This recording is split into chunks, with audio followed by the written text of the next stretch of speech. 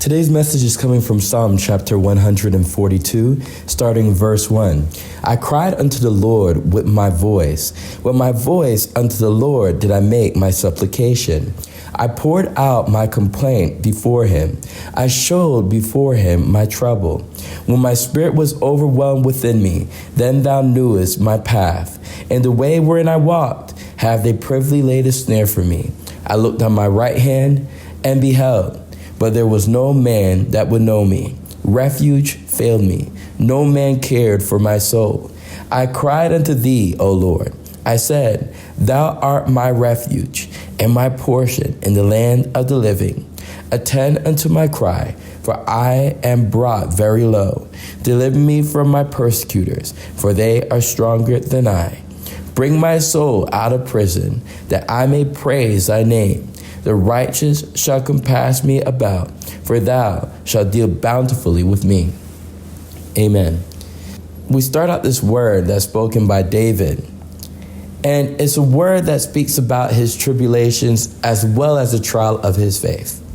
But in particular, how he deals with them. And he deals with them through prayer, right? But we have to make a distinguishment here, because there's a big difference from prayer and a complaint. Well, there should be. When we're praying to God, are we making a complaint or are we making a prayer? Now, when we look at a complaint is just a situation that you're not happy with. And the problem with that is that you could be looking at the very things that God has given you and calling them unsatisfactory, not good enough. Let's list a few examples of that. A marriage, your children, your house, your features. These are things that God has given to you. And some of us are just not aware of the blessings of what we have until they're gone. But when we're making a prayer unto God, this is something specific, something we need, something that we believe is in reach, but we need God to fulfill.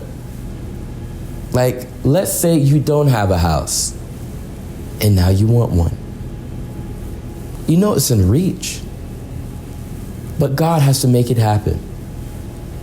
What about the things of the Spirit? You want meekness, patience, wisdom, knowledge, understanding. You know it's within reach, but you need God to give it to you. So why do you need God to give you all these things? Because you know that all good and perfect things come from above, from the Father of lights, where there is no variableness. And that's just it. You don't want a blessing that varies. And what does that mean? Blessings can vary from day to day. If you ask for an ice cream cone, that ice cream cone is not going to be the same way as it was the first day you got it.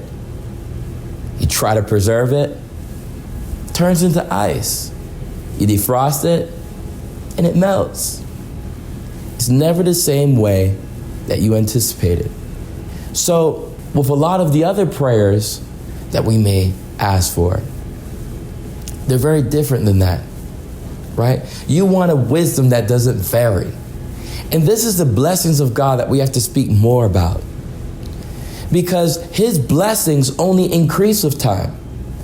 A person who continues to read the Bible and is humble and meek, God opens up their wisdom to things and connects dots in areas of their lives that they didn't know existed before.